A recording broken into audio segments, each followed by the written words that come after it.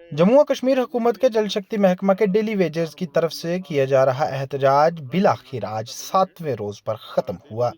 आप सब जानते हैं कि डेली वेजेस के इस एहतजाज ने व काम छोड़ू हड़ताल ने न सिर्फ महकमा के अंदर परेशानी खड़ी की थी, बल्कि जमीनी सतह पर लोगों को पानी की जबरदस्त कमी से जूझना पड़ा।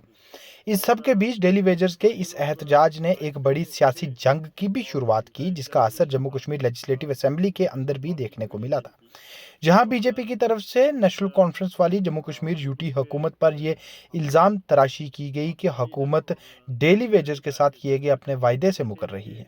तो दूसरी ओर नेशनल कॉन्फ्रेंस हुकूमत ने बीजेपी को आड़े हाथों लिया और इल्जाम तराशी की कि बीते 10 सालों से बीजेपी ने डेली वेजर्स का कुछ भी ना सोचा और उल्टा इन पे पुलिस के डंडे बरसाए गए।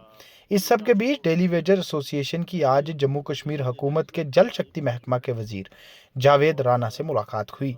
कई घंटों तक जम्मू में चली इस मुलाकात में डेली वेजर्स ने अपने तमाम तर मुतालबात व मांगों को वजीर जावेद राना के सामने रखा, जिसके बाद बिल आखिर बात कामयाबी के साथ खत्म हुई और डेली वेजर्स ने इस मुलाकात के बाद अपनी हड़ताल को वापस ले लिया व काम पर वापस लौटने की बात कही। डेली वेजर्स के मुताबिक काम पर दोबारा लौटने के बाद आगामी कल से मामूल के मुताबिक पानी की सप्लाई बहाल हो जाएगी। मसले हल करने के लिए जम्मू कश्मीर सरकार उमर अब्दुल्ला साहब की सरबराही में यहाँ काम कर रही है। डेली वेजेस हमारे भाई बंधु हैं, हमारे अजीज हैं, बच्चे हैं। इनके इश्यूज जेन्युइन हैं। इनके साथ मुसलसल ज्यादतियाँ होती रही हैं, सरकार ये मानती है।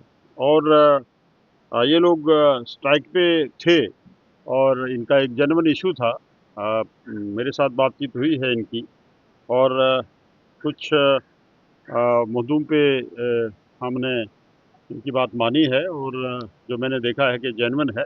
जैसे इनके वेजेस, पेंडिंग वेजेस हैं 400 के करीब, 400 करोड़ के करीब जो पेंडिंग वेजेस हैं इनकी।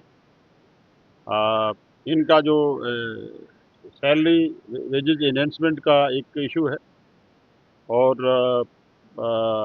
पेंडिंग वेजेस जो है उसकी क्लियरेंस करने का है।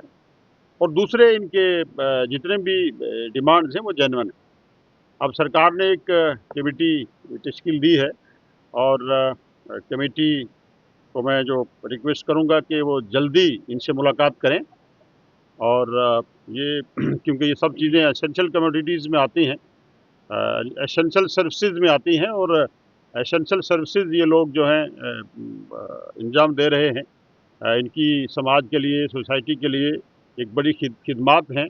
और इन खिदमात को मद्देनज़र रखते हुए मैं ये रिक्वेस्ट करूंगा जो कमेटी के हमारे चेयरमैन हैं और दूसरे लोग हैं कि वो जल्दी इनसे मिलके इनकी एक फाइनल रिकमेंडेशन दे दें। जहाँ तक इनके वेजेस का ताल्लुक है, क्योंकि ये डिपार्टमेंट जो जल शक्ति डिपार्टमेंट के ये लोग हैं, ये मेरे पास है जो एसेंशियल कम्युनिटी सर्विसेज में आते हैं। ये मैं कोशिश करूँगा कि फेज़ मैनर में इनके जो वेजेस हैं उनको इनको क्लियर किया जाए, इनको वेजेस दिए जाएँ। आज कैबिनेट मीटिंग भी होगी, मैं वहाँ भी कैबिनेट के सामने इनके इश्यूज़ लाऊँगा और मैं कोशिश करूँगा कि इनका जो पेंडिंग जो इनका क्लेम है वो फेज़ मैनर में क्लियर किया जाए। इनकी देखिए ये सब चीज़ें जो हैं असेंबली में भी डिस्कस हुई हैं, इस पे ऑनरेबल चीफ मिनिस्टर साहब ने भी स्टेटमेंट दी है और मैं भी आपसे ये गुजारिश करूँ कि जेन्युइन डिमांड है इनकी। अगर पैन इंडिया में एक मैक्सिमम वेजेस एक्ट है तो यहाँ भी वो इम्प्लीमेंट इंशाल्लाह होगा और ये लोग जो समाज की खिदमत कर रहे हैं, दिन रात समाज सोसाइटी के लिए लगा रहे हैं, इनके इश्यूज जो हैं सॉल्व करना हमारा अवलीन फ़र्ज़ है और सरकार वादाबंद है। जो भी सरकार ने इनसे वादे किए हैं, अवामुल नास से वादे किए हैं, जम्मू कश्मीर के लोगों के साथ वादे किए हैं, वो हम इंशाल्लाह पूरे करेंगे। जावेद साहब जो है वो कालाप हो गई है और लाठियां जो हैं मैं कहूँगा कि एक डेमोक्रेटिक सेटअप में लाठियां तो इन पे नहीं बरसनी चाहिए थी, इनके इश्यूज़ को हल करना चाहिए था।